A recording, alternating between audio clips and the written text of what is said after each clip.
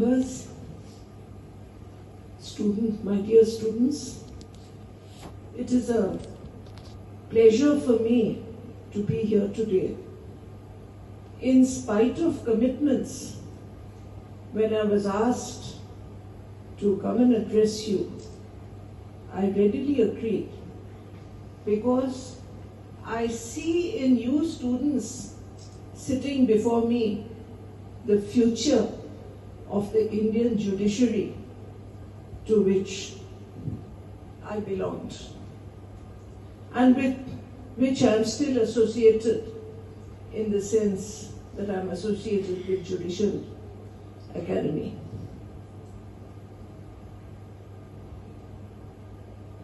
Before we go on to the Constitution and what I would like to discuss with regard to the Constitution, I should give you a little bit of advice. You know, the elderly always like giving a little bit of advice to the youngsters because of the long experience that we have had. You are going to be trained as lawyers. Some of you may actually practice law in the High Court or in other courts. Many of you may take up a job in a law concern. I do hope that some of you will appear for the Judicial Service Examination and become judges. Remember one thing: the process of learning, which didn't really start at the law college, it actually started much earlier. When you were kids, when your parents started to teach you, the learning which starts then continues right till the end. And I feel that there is a lot to learn even today, after I have demitted office for almost 1 year.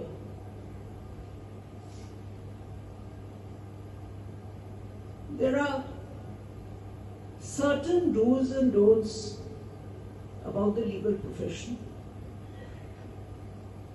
The first don't is, don't try to learn up statutes and judgments, citations of judgments by heart. As long as you know where to find it, that's good enough. But what you should do is read with interest, and there is no alternative to reading and hard work.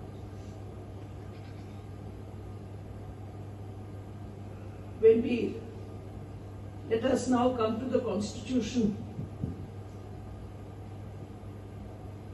The Indian Constitution is the basic document on which the pyramid of the Indian polity rests.